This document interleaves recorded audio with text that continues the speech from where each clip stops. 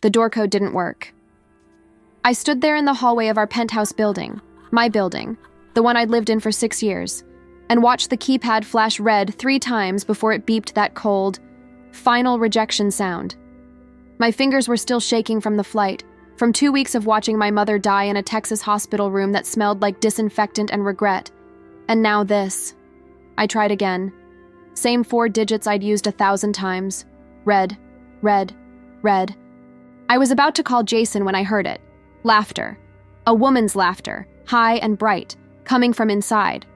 Our apartment. Then the door swung open, and there he was. My husband, wearing that black silk robe I'd given him for our anniversary, the one that cost more than my mother's funeral. And behind him, draped across my white couch like she owned it, was Tiffany. 24.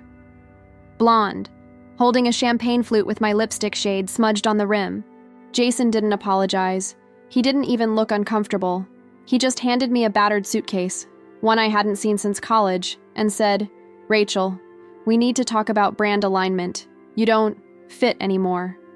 Tiffany understands the lifestyle I'm building. You're past tense." I remember staring at him, waiting for the punchline, for him to crack a smile and say he was joking. But Tiffany giggled, actually giggled, and sipped from that glass, and Jason kept talking like he was firing an assistant. "I've blocked the cards.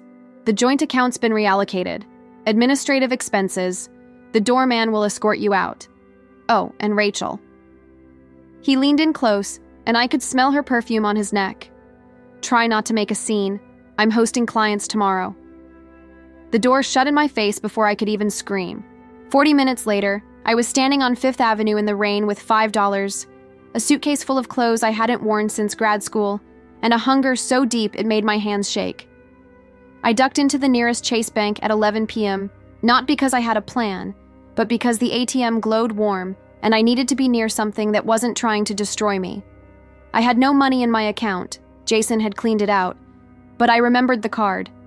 That weird, matte gray card with no logo that Dad had pressed into my palm the night before he died. "Only use this if the world ends, Rachel," he'd said, half laughing, half serious. "You'll know when." I slid it into the machine, expecting nothing. Maybe an overdraft fee. Maybe another failure to add to the night. But what happened next? God. What happened next changed everything. The screen didn't show a balance. It went black, then blood red, and 3 words appeared in all caps. Code, legacy, do not leave terminal. Alarms didn't go off, but something worse happened. Silence. The kind of silence that makes your skin crawl. Then I heard the locks. Heavy, mechanical locks inside the bank, slamming shut like a vault ceiling. 2 security guards appeared out of nowhere, hands on their holsters, surrounding me. I thought I was being arrested. I thought this was it. Rock Bottom had a basement. But then the branch manager came running, a man in a tailored suit, sweating through his collar, and he didn't grab me. He bowed. He actually bowed and said, his voice shaking, "Mrs. Rachel Whitmore. We've been waiting 12 years for this protocol to activate. Mr. Vance is en route by helicopter. Please, please don't leave." 2 weeks earlier, I was a different person. I was the woman who still believed in happy endings, who thought love could survive anything if you just tried hard enough. I was standing in a hospital room in Amarillo, Texas, holding my mother's hand while machines beeped her final hours away. She'd been sick for months, and I'd flown back and forth every weekend, juggling between being a daughter and being Jason's wife. But those last 2 weeks, I stayed. I had to. Mom didn't have anyone else. Dad had died 3 years before, heart attack in the barn, gone before the ambulance even made it down the dirt road. And now it was just me, watching her slip away in a room that smelled like bleach and flowers that were already dying in their plastic vases. Jason called twice in 14 days, once to ask if I'd paid the housekeeper, and once to tell me he supported my journey, but couldn't make it to the funeral because of a critical investor meeting. I remember hanging up and feeling nothing. Not anger. Not sadness. Just this hollow space where my marriage used to be. When I finally landed at JFK, it was past 10 p.m., and I was running on airport coffee and denial. I took an Uber to our building, the glass tower on 5th Avenue that Jason loved because it screamed success. And all I wanted was a shower, our bed, and maybe his arms around me for 5 minutes. Just 5 minutes of feeling like I mattered. The doorman, Carl, didn't meet my eyes when I walked in. I thought he was just tired. I didn't know Jason had already briefed the staff. I dragged my suitcase into the elevator, pressed 47, and watched the city shrink below me through the glass walls. I practiced what I'd say to Jason, how I'd tell him I needed him, that I couldn't do this alone anymore, that marriage was supposed to mean showing up. But when those elevator doors opened, and I walked down that hallway with the abstract art Jason had paid someone to tell him was important, I knew something was wrong. The air felt different, thicker. And when I punched in our door code, the one I'd used every single day for 6 years, it rejected me. Once, twice, 3 times. That's when I heard her laugh. Light, carefree. The kind of laugh I used to make before I learned what grief tasted like. The door swung open, and Jason was standing there in that black robe, the one I'd bought him, and behind him, sitting on my couch like she'd been there for weeks, was Tiffany. I recognized her from Instagram, the influencer he'd hired to consult on his real estate brand 6 months ago. She was wearing one of my silk camisoles, my favorite one, and she was holding a champagne glass, twirling it between her French manicured fingers, like this was all some kind of celebration. Jason looked at me, not with guilt, not with shame, but with inconvenience, like I was a package delivered to the wrong address. He handed me that old suitcase, the one from my college dorm, and said the words that would replay in my head for weeks. "You don't fit the narrative anymore, Rachel. I'm building an empire. Tiffany understands optics. You're what I needed back then. Not now." And just like that, I wasn't a wife.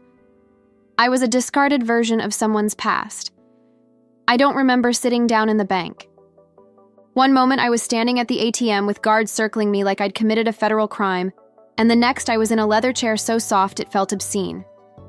The branch manager, his name tag said, Richard Kellerman, Senior VP, kept apologizing, but not for scaring me. He was apologizing for the delay. "We should have been notified the moment you entered the building," he kept saying, wiping sweat from his forehead with a monogrammed handkerchief. "The system should have flagged you immediately. Mrs. Whitmore, I am so sorry for the confusion." Confusion, that's what he called it. I was soaking wet, homeless, and convinced I was about to be arrested for using a dead man's debit card, and he was worried about protocol.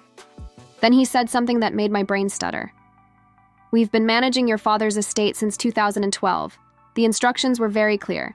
No contact until you activated the legacy card yourself. We've been waiting for this day." I stared at him. My father was a cattle rancher in Texas. He drove a 1987 Ford pickup until the day he died. What estate? Richard didn't answer right away. He just pressed a button on his desk, and a wall panel slid open, an actual hidden panel, like something out of a spy movie, revealing a private elevator. "This conversation requires a different level of clearance," he said quietly. "Please, Mrs. Whitmore. Mr. Vance is already en route, but there are things you need to see now." I should have run. Every instinct I had was screaming that this was insane, that I was in shock and hallucinating, that any second I'd wake up in that hospital chair next to Mom's bed. But I didn't run. I stood up, gripped that gray card like it was the only real thing left in the world, and followed him into an elevator that descended instead of going up. We went down 3 floors below street level, past security checkpoints I didn't know existed, into a room that looked less like a bank vault and more like a war room. And that's when Richard opened the file. The first page was a land deed, 47,000 acres in West Texas. My father's name at the top. The second page was a mineral rights agreement, oil, natural gas, rare earth metals. The third page was a portfolio summary, and the number at the bottom had so many zeros I thought it was a typo. "Your father, Lucas Whitmore, wasn't just a rancher, ma'am," Richard said softly, sliding a photograph across the table. It was Dad, younger, standing in front of an office building in Houston I'd never seen before. He was one of the largest private landowners in the American Southwest. He held mineral rights that energy companies have been trying to acquire for decades. He lived modestly, by choice, to protect you from the kind of attention that generational wealth attracts. He wanted you to have a normal life, until you didn't need normal anymore. I picked up the photo with shaking hands. Dad's face looked the same, sunburned, smiling, kind. But the man standing next to him in a suit wasn't someone I recognized. Richard saw me staring. "That's Mr. Vance, your father's attorney and executor. He's been managing everything in trust, waiting for you to be ready." I couldn't breathe. I looked back at the number on the page, at the assets listed in cold, legal language, and one detail caught my eye like a fishhook. Sapphire Creek water rights, parcel 19, current status, pending sale negotiation, Sapphire Creek. That was Jason's project, his career-defining resort development. He'd been talking about it for 8 months, obsessing over permits, courting investors, bragging about how it would put him on the cover of Architectural Digest. And my father, my quiet, simple, just a rancher, father, owned the one thing Jason needed most: the water. Mr. Vance arrived at 2 a.m. I heard the helicopter before I saw him, this low, rumbling thunder that rattled the reinforced glass of the vault room. Richard's phone buzzed. He nodded once, and then the private elevator doors opened. The man who stepped out wasn't what I expected. I'd imagined some ancient lawyer in a bow tie, someone who smelled like old books and spoke in legalese I'd need translated. But Vance was maybe 50 tall, with silver hair slicked back and a charcoal suit that probably cost more than Jason's car. He didn't smile. He didn't shake my hand. He just looked at me, really looked at me, like he was scanning for fractures, and said, "You've had a hell of a night, Rachel. Let's make sure it's the last bad one you ever have." Then he sat down across from me, opened a titanium briefcase, and pulled out a file thicker than a phone book. "Your father and I had an agreement," he said, his voice calm but sharp, like a scalpel. "If you ever activated that card, it meant one of two things. You were in danger, or you were ready to stop being protected. Which is it?" I wanted to cry. God, I wanted to just break down and sob into my hands like I'd been doing for 2 weeks straight. But something about the way Vance was watching me, no pity, no sympathy, just cold assessment, made me swallow it down. "Both," I whispered. He nodded, like that was the right answer. "Good. Tears are cheap, Rachel. Tears don't buy justice. Tears don't rebuild dignity. You know what does? Leverage. And lucky for you, your father spent 30 years building you the biggest pile of leverage in the Southwest." He slid a document across the table. It was a topographical survey map, covered in red boundaries and blue circles. Right in the center, highlighted in yellow, was a name I recognized immediately: the Sapphire Resort and Spa. Developer, Whitmore Luxury Properties, LLC. My married name, Jason's company. Vance tapped the map with one finger. "Your husband is building his dream project on land that requires a water allocation permit. The source, Sapphire Creek, an aquifer spring that flows through parcel 19, a parcel your father owned outright and transferred to a holding company in 2019. Jason's been trying to buy those rights for 11 months. He thinks he's negotiating with some faceless LLC in Delaware. He has no idea who really owns it." I stared at the map, at Jason's plans drawn in crisp architectural lines, and something cold and sharp started growing in my chest. Not anger, not yet. Something quieter, focused. Vance leaned back in his chair, watching me carefully. "Here's what I need you to understand, Rachel. Your father didn't just leave you money. He left you power. The kind of power that makes men like Jason Whitmore wake up at 3 a.m. in a cold sweat. But power without strategy is just noise. So before we do anything, I need to know. Do you want to cry about this, or do you want to win?" I thought about Jason handing me that suitcase, about Tiffany's laugh, about standing in the rain with $5 and nowhere to go. And for the first time in 2 weeks, I didn't feel sad. I felt something else, something that tasted like gasoline and matches.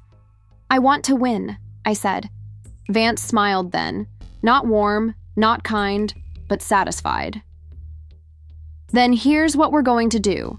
We're not going to deny him the water rights. Not yet. That would be too obvious, too fast. We're going to let him think he's getting closer. We're going to buy up his short-term debt through shell companies. We're going to make him desperate. And when he's on his knees, begging for a miracle, he closed the file with a snap. That's when you introduce yourself. The first thing Vance did was take away my phone. Not physically, he was too smart for that, but he made me delete every app that could track me. Instagram, Facebook, even my email. "You're a ghost now," he said as we sat in the back of a black town car heading toward a building I didn't recognize in Midtown. "Jason's going to look for you. He's going to wonder where you went, especially when the credit card charges stop. Let him wonder. Uncertainty is a weapon, Rachel. Use it." I watched the city blur past the tinted windows and felt something shift inside me. For 6 years, I'd been Jason's shadow, attending his events, laughing at his jokes, making myself smaller so he could shine brighter. Now I was disappearing for real, but this time on my terms. Vance had a plan, and it was surgical. Step 1, acquire Jason's short-term debt. He'd leveraged everything for the Sapphire Resort: construction loans, supplier contracts, even a personal line of credit against the penthouse. He was overextended, arrogant, and convinced the project would make him a billionaire. "Men like Jason always think they're smarter than the system," Vance said, scrolling through financial reports on his tablet. "They don't read the fine print. They don't plan for disasters. They just assume they'll charm their way out of trouble." He looked up at me. "We're going to be his disaster." Over the next 3 days, I lived in a suite at the Mark Hotel under a name that wasn't mine. Vance's team moved like shadows.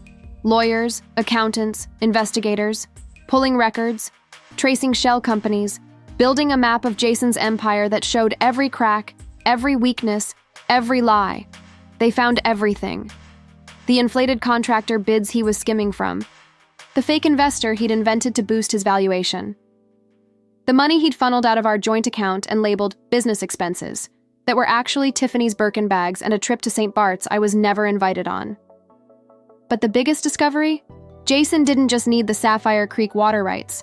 He'd already promised them to his investors. He told them the deal was done, that it was just paperwork, that construction would start in 60 days. He'd sold them a lie, and now he was trapped. "If he doesn't deliver that water permit, the whole project collapses," Vance explained, showing me an email Jason had sent to his lead investor 3 weeks ago. "He'll lose his construction deposits. His contractors will walk. And the penalty clauses in his loan agreements, they'll trigger a cascade default. He'll lose everything." I stared at the email, at Jason's confident tone, his promises, his arrogance. "So what do we do?" I asked. Vance smiled. "We make him an offer he can't refuse." But before we struck, Vance insisted on something I didn't expect: a transformation. "You can't face him looking like the woman he threw away," he said, handing me an appointment card for a salon in Soho I'd never heard of. "You need to look like the woman who owns him." I wanted to argue. I didn't care about clothes or hair. I just wanted justice. But Vance cut me off. "This isn't vanity, Rachel. This is psychological warfare. When Jason sees you again, he needs to feel fear." So I went. And over the next 48 hours, I became someone else. The hairstylist cut off 8 inches and dyed it a shade darker, sharper, more severe. The personal shopper dressed me in tailored suits that cost more than my childhood home. Armani, Tom Ford, labels I'd only ever seen in magazines. They taught me how to walk differently, how to hold eye contact 2 seconds longer than comfortable, how to smile without warmth. I looked in the mirror and didn't recognize myself. I looked like money. Old money. Dangerous money. And when I walked into a room now, people noticed. Vance nodded approvingly when he saw me. "Now you're ready," he said. "Jason's world is about to get very small. And you're going to be everywhere he looks." The charity gala was Tiffany's idea. I knew that the second I saw the event listing.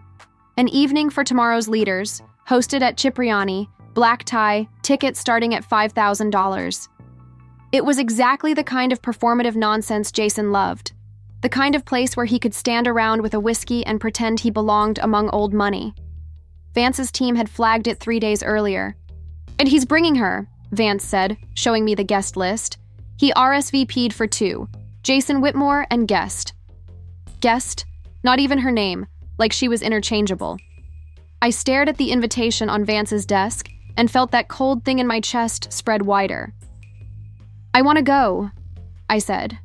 Vance raised an eyebrow. "You sure? It's early. We haven't made our first move yet. Showing up now is strategic," I finished. "He thinks I'm broken. He thinks I'm hiding somewhere, crying into cheap wine. I want him to see me. I want him to wonder." Vance studied me for a long moment, then nodded slowly. "All right, but we do it my way. You don't engage. You don't speak to him unless he approaches you first. You're there to observe, to unsettle, nothing more." I agreed, but I was lying. I wanted blood. The night of the gala, I arrived 30 minutes after the doors opened, late enough to make an entrance, early enough to watch Jason squirm. Vance had arranged for a car, a driver, and an escort, Marcus, a silent man in a tuxedo who looked like he could break someone in half without wrinkling his suit. When I stepped into that marble lobby, every head turned. I felt it, that shift in the room, the way conversations paused mid-sentence.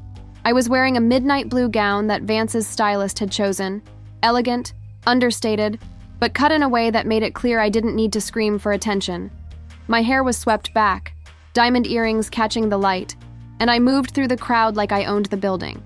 Which, according to the research Vance had done, I technically did. My father's fund held a 22% stake in the real estate trust that managed this property. I didn't see Jason at first, but I heard Tiffany. Her laugh cut through the chamber music like nails on glass, loud and performative, the kind of laugh designed to say, "Look at me, I'm having the best time." I turned, and there they were. Jason in a Tom Ford tux that I knew cost $8,000 because I'd been with him when he bought it. Tiffany in a dress so tight and short it looked like she'd confused black tie gala with yacht party in Ibiza. And she was staring at something in a display case near the silent auction tables. A diamond necklace, Art Deco, probably 1920s, dripping with stones that caught the light like trapped stars. I watched her tug on Jason's arm, pointing at the necklace like a child begging for candy. He leaned down, whispered something in her ear, and she squealed. Literally squealed, loud enough that people turned to stare. Then Jason walked over to the auction table, picked up the bidding paddle with number 47, our old penthouse number, I noticed, and scrawled his name on the sheet. Opening bid, $50,000. I felt Marcus shift beside me. "Ma'am," he murmured. I didn't answer. I just walked over to the auction table, picked up a paddle, number 12, and wrote a number in the next line, $100,000. The room went quiet. Not completely, but enough. Enough that Jason turned around. And when he saw me, his face went through 5 emotions in 3 seconds. Confusion, recognition, disbelief, anger, and finally, something that looked almost like fear. He recovered fast, though. Jason always did. He walked over, Tiffany trailing behind him like a confused puppy, and he laughed. That same condescending laugh he'd used when I asked him to come to Mom's funeral. "Rachel," he said, loud enough for people nearby to hear. "Wow, I didn't know I'm surprised you're here. Did you cater this event? Because honestly, the hors d'oeuvres are tragic." A few people laughed, polite, uncomfortable laughter. Tiffany smiled, squeezing his arm, and I just stood there, silent, watching him, waiting. Jason's smile faltered. "Seriously, what are you doing here? You can't afford this." I turned to the auction table and wrote another number, $200,000. His face went red. Jason didn't bid again. He stood there, frozen, while Tiffany yanked on his sleeve and hissed something I couldn't hear. But I saw his jaw clench, saw the way his hand gripped that paddle so hard his knuckles went white. He wanted to bid. God, he needed to bid, not for the necklace, but because backing down in front of everyone meant admitting he couldn't keep up. But he didn't have the liquidity. I knew that now. Vance's team had shown me the reports. Jason was cash poor, asset rich on paper, and drowning in short-term obligations. Every dollar he had was already spent 3 times over. So he did the only thing a man like Jason knows how to do. He lied. He laughed, loud and sharp, and said to the room, "You know what? It's all yours, Rachel. Tiffany deserves something new anyway, not some dusty antique." Then he turned and walked away, pulling Tiffany with him. But not before I saw it, that flicker of panic in his eyes.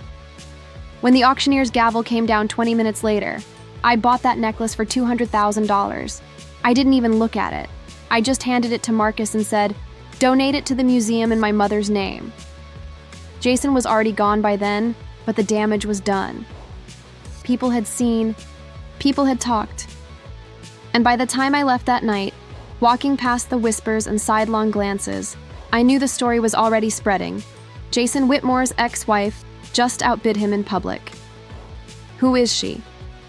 The next morning, Vance called me at 7 a.m. "It's starting," he said, and I could hear the satisfaction in his voice. Jason's suppliers are getting nervous. 3 of his contractors just sent letters demanding advance payment before they'll continue work on the Sapphire Resort. They're spooked. I sat up in bed, my heart pounding. Why? What changed? "We did," Vance said. "Remember those shell companies I mentioned? Nemesis Holdings, Archway Capital, Red River LLC? We've been quietly buying up Jason's vendor debts for the last 72 hours. Construction materials, labor contracts, equipment leases, anything with a 30-day payment window. And this morning, all of those vendors received the same memo from their new creditors. Payment terms are now cash on delivery, no exceptions." I felt a smile creeping across my face. "So he's bleeding out," Vance finished. "He needs $4 million in the next 2 weeks just to keep the project moving. And he doesn't have it. His investors won't release more capital until he secures the water rights, which he still doesn't have. He's trapped Rachel, and he's about to make a very stupid decision." That decision came faster than I expected. By Thursday afternoon, Jason had received an email from a firm called Nemesis Holdings, one of Vance's cleanest shells, offering to buy out his construction debt and inject $10 million in emergency capital to keep the Sapphire Resort on schedule. The offer looked like a miracle, a lifeline thrown to a drowning man.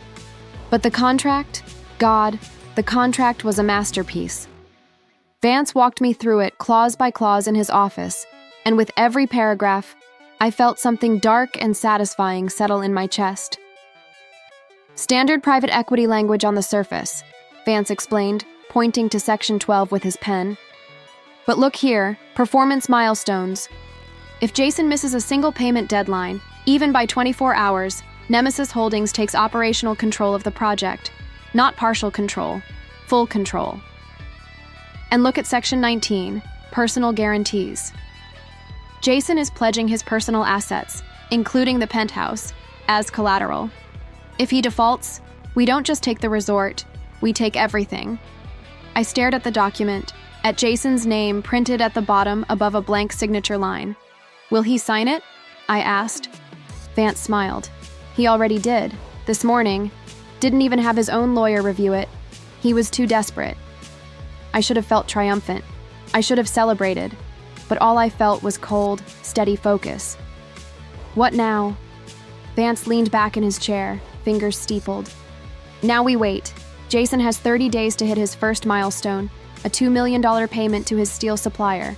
That payment is due next Friday at 5 p.m. Eastern. If he makes it, we let him breathe for another 30 days and tighten the noose again. But if he misses it..." He slid another document across the desk. It was a foreclosure notice, pre-drafted, with only the date left blank. If he misses it, the contract executes automatically. Nemesis Holdings, which is wholly owned by the Whitmore Family Trust, which is controlled by you, takes full ownership of the Sapphire Resort, all associated assets, and his personal guarantees. The penthouse becomes yours, his company becomes yours, and Jason. Vance's smile didn't reach his eyes. Jason becomes a cautionary tale. I picked up the foreclosure notice, ran my fingers over the embossed letterhead, and thought about that night in the rain, about the suitcase, about Tiffany's laugh. "Make sure he misses the payment," I said quietly. Vance nodded. "Already done. His wire transfer will be delayed by a technical error at his bank. He'll call, he'll scream, he'll threaten to sue, but by the time they'd fix the problem, it'll be 5:03 p.m., 3 minutes late. He closed the file, and then you get to introduce yourself. The payment was due at 5 p.m. on Friday. I spent the entire day in Vance's office, watching the clock like it was a countdown to something holy.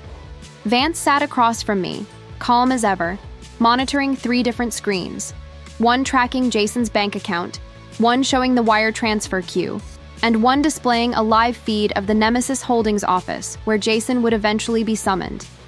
At 4:47 p.m., Jason initiated the wire transfer. I watched the status change from pending to processing and felt my stomach drop. For one horrible second, I thought it would go through, that all of this, the planning, the waiting, the cold precision, would unravel because of some fluke. But then Vance's phone buzzed. He glanced at it and smiled. "Technical error flagged by compliance," he said. "The wire's been frozen for verification. Standard procedure. They'll tell him. Should only take a few minutes." I watched the clock. 4:52, 4:56. At 4:58, I saw Jason's name light up on one of the screens.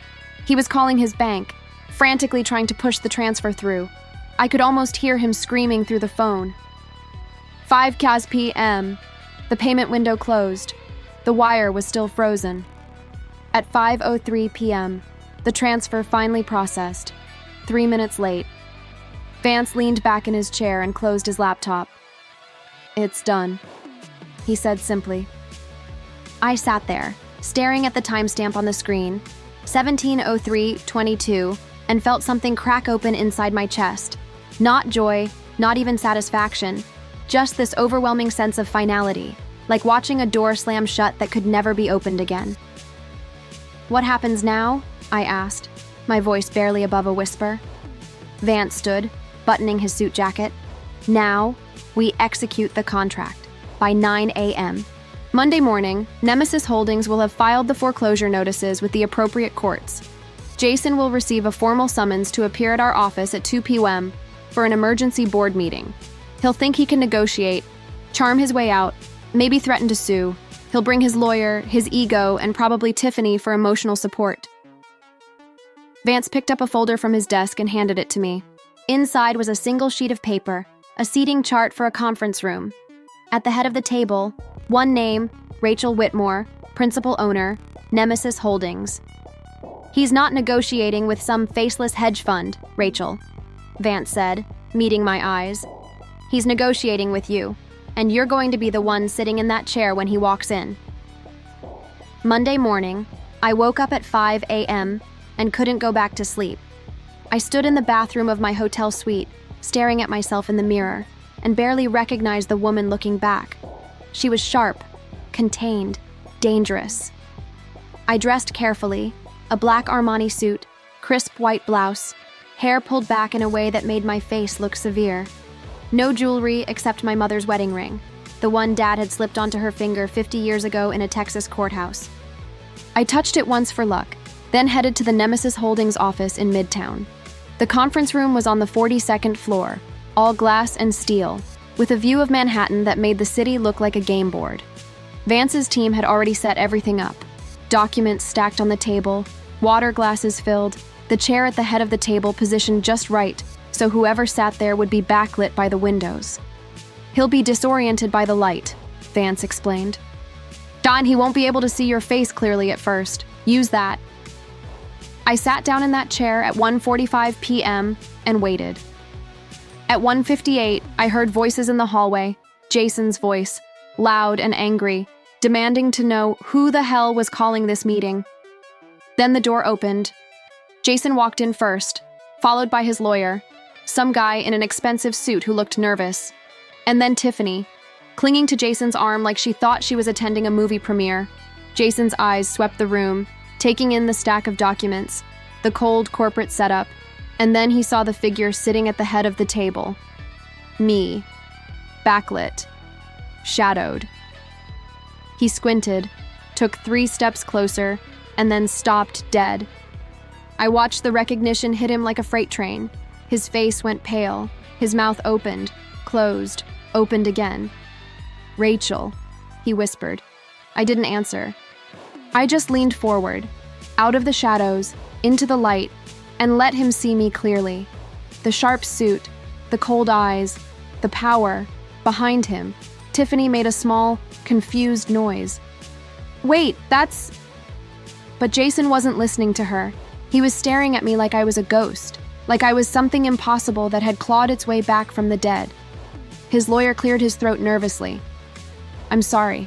There must be some mistake. We were summoned by Nemesis Holdings to discuss Mr. Whitmore's loan restructuring."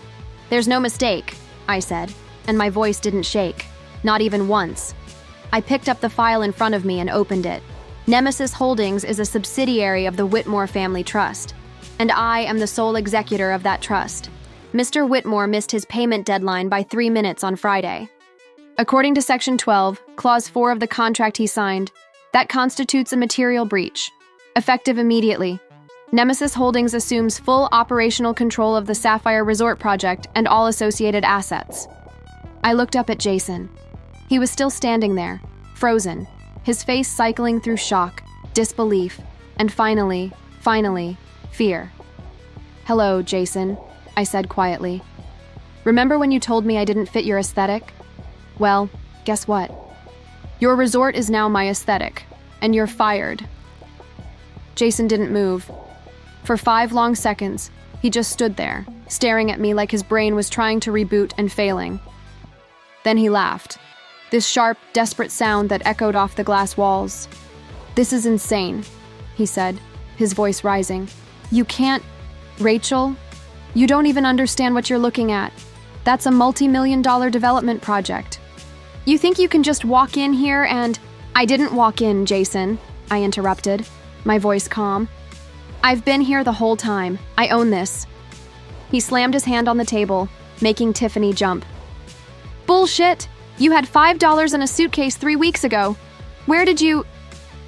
He stopped. I saw the exact moment it clicked. His eyes widened, and he looked at me like he was seeing a stranger. "Your father," he whispered.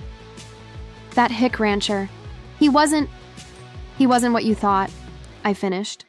"And neither am I." I stood up, buttoning my jacket, and walked around the table until I was standing directly in front of him, close enough to see the sweat beading on his forehead. "You threw me out like garbage, Jason. You canceled my cards, emptied our account, and handed me a suitcase full of old clothes because I didn't fit your brand anymore. So I'm returning the favor." Vance stepped forward then, placing another document on the table. "The personal guarantee you signed as collateral," he said coolly. "It includes the penthouse at 740 Fifth Avenue. As of 9 a.m. this morning, foreclosure proceedings have been initiated. You have 72 hours to vacate." Jason's face went from red to white. "You can't take my home." "Your home?" I asked, tilting my head. "Funny. It was our home when I was paying half the mortgage for 6 years. But you kicked me out of it, remember? You said I was past tense. Well, now you are." Tiffany finally found her voice, shrill and panicked. "Jason, what is she talking about? You said the apartment was yours." "Shut up, Tiffany," Jason snapped, not even looking at her. He turned back to me, and I saw something I'd never seen before in his eyes: desperation. "Rachel, please. We can work this out. I made mistakes, okay? I was stressed. The business was..." "Don't," I said quietly. "Don't insult me by pretending this was stress. You didn't make a mistake, Jason. You made a choice. You chose her. You chose cruelty. You chose to humiliate me because you thought I was weak. So now I'm choosing too." I nodded to Vance, who opened another folder. "We also found some interesting discrepancies in your project accounting. Inflated contractor bids, funds diverted to personal expenses, falsified investor reports. The SEC might want to take a look."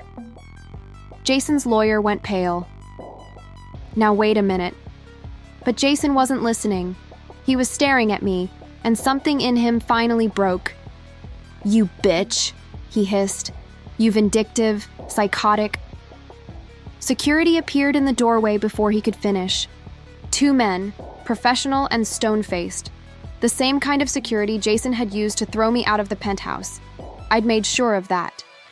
Vance nodded to them. Mr. Whitmore is leaving now. Like hell I am, Jason shouted, but the guards were already moving forward. You can't do this. I'll sue. You'll what? I asked, my voice cutting through his rage like a knife. You'll call your lawyers, the ones you can't afford anymore. You'll threaten me. With what, Jason? You have nothing. No project, no assets, no leverage. You played a game you didn't understand, and you lost. The guards took his arms, not roughly, but firmly, and started walking him toward the door. Tiffany scrambled after them, her heels clicking frantically on the marble floor. Jason! Jason! Wait, what about our trip to the Maldives? You said... But Jason wasn't answering her. He was looking back at me over his shoulder, and the expression on his face was something I'd remember forever. Not anger, not even hatred, just pure, unfiltered fear. The door closed behind them with a soft click, and suddenly, the room was silent. I stood there for a moment, breathing carefully, waiting for the rush of triumph or satisfaction or something. But all I felt was tired. Vance walked over and handed me a glass of water. Well done, he said quietly. Phase 1 complete. I took the water, but didn't drink it. What's Phase 2? Wednesday at 3 p.m., the Sheriff's Department will execute the eviction order at the penthouse. You can be there if you want. Some clients find it therapeutic. I thought about it, about watching Jason carry boxes out of the apartment he'd kicked me out of, about seeing Tiffany's face when she realized her champagne and caviar fantasy was over. And you know what? I wanted to be there. Not to gloat, not to rub it in, but because I needed to see it. I needed to close that circle. I'll be there, I said. Vance nodded. Then I'll arrange the escort. He paused, studying me. You know, your father would be proud of you. I looked down at my mother's ring, spinning it once around my finger. I hope so, I whispered, because I'm doing this for both of them. Wednesday came faster than I expected. I stood outside 745th Avenue at 2:45 p.m., watching the building I used to call home, and felt nothing. Not anger, not sadness, just this strange, hollow quiet. The sheriff's van pulled up at 2:58, and I followed them inside with Vance at my side and Marcus 2 steps behind. The doorman, Carl, the same one who wouldn't meet my eyes 3 weeks ago, saw me and straightened immediately. Mrs. Whitmore, he said, nodding with respect I'd never heard before. I didn't correct him. We took the elevator to the 47th floor, and when those doors opened, I heard her before I saw her. Tiffany, screaming. You can't do this. Do you know who we are? Jason, call someone, call your lawyer. But Jason wasn't calling anyone. He was standing in the middle of the living room, my living room, surrounded by half-packed boxes, looking like a man who'd aged 10 years in 3 days. His hair was unwashed, his shirt wrinkled, and when he saw me walk in flanked by the sheriff's deputies, something in his face just collapsed. Rachel, he said, and his voice cracked. Please, you've made your point. Don't do this. I looked around the apartment, at the white couch where Tiffany had lounged with my champagne glass, at the hallway where Jason had handed me that suitcase, at the window overlooking Central Park that I used to stand at every morning, drinking coffee and pretending I was happy. The sheriff cleared his throat. Ma'am, we need to proceed with the eviction. Do you want to... Wait, I said. I walked over to the closet by the door and pulled out something I'd had delivered that morning. The same battered college suitcase Jason had given me. I carried it over and set it down at his feet. The sound it made hitting the marble was exactly the same as I remembered. The building manager will escort you out, I said quietly. You have 20 minutes. Tiffany's face was streaked with mascara, her designer dress wrinkled. Where are we supposed to go? She sobbed. I looked at her, really looked at her, and felt nothing. Not satisfaction, not pity, just indifference. I don't know, Tiffany, I said. Figure it out. I did. Jason bent down, picked up the suitcase with shaking hands, and for a moment I thought he might say something. Apologize, maybe beg, But he didn't. He just walked past me toward the elevator, Tiffany trailing behind him, and I watched them go. The sheriff started to follow, but I held up a hand. Actually, there's one more thing. I nodded to Vance, who handed me another document. During the asset audit, we found evidence of securities fraud, wire fraud, and investor misrepresentation related to the Sapphire Resort. I've forwarded everything to the UAS, attorney's office. Jason stopped, turned. His face was gray. They'll be in touch, I said, and then the elevator doors closed. 2 weeks later, I drove out to West Texas, to the small cemetery where Dad and Mom were buried side by side under a live oak tree that had been there longer than any of us. I brought flowers, bluebonnets, Mom's favorite, and sat down in the grass between their headstones. The wind smelled like dust and mesquite, and somewhere in the distance, I could hear cattle lowing. It was quiet, simple, real. I found the card, Dad, I said out loud, running my fingers over his name carved in granite. And the one you told me to use when the world ended. It did. And you were right. I knew when. I told them everything about Jason, about Tiffany, about the penthouse and the resort, and the look on Jason's face when he realized he'd lost. I told them about Vance, about the empire Dad had built in secret to protect me, about the power I'd inherited and didn't know I had. And when I was done, I sat there in the silence and realized something. I didn't use Dad's money for revenge. I used it for justice. There's a difference. Revenge is hot, chaotic, emotional. Justice is cold, precise, inevitable. Revenge destroys you along with your enemy. Justice restores what was taken. I didn't become cruel, I became powerful. And that power gave me something more valuable than any resort or penthouse. It gave me back my dignity. I stood up, brushed the grass off my jeans, and looked out at the land stretching endlessly toward the horizon. Somewhere out there, on 47,000 acres of Texas soil, was the legacy Dad had built. Not just money, purpose. The kind of purpose that doesn't need to scream or perform or prove itself to anyone. It just exists, quiet and unshakable, like the roots of that live oak tree. I touched Mom's headstone one more time. I'm okay now, I whispered. I promise. I'm more than okay. As I walked back to my car, my phone buzzed. A news alert.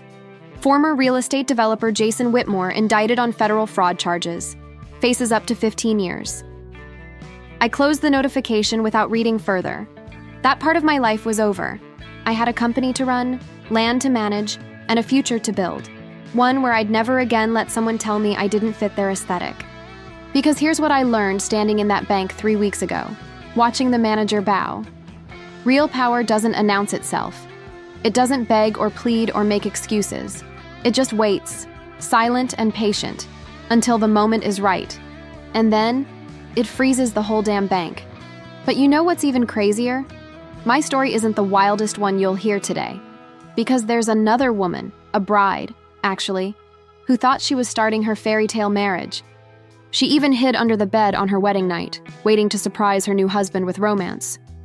Instead, she overheard him and his mother plotting to have her committed to a psychiatric ward by noon the next day. No joke. She had 12 hours to escape a trap disguised as a marriage. And what she did next turned her own wedding into an FBI sting operation. You need to hear how she pulled that off.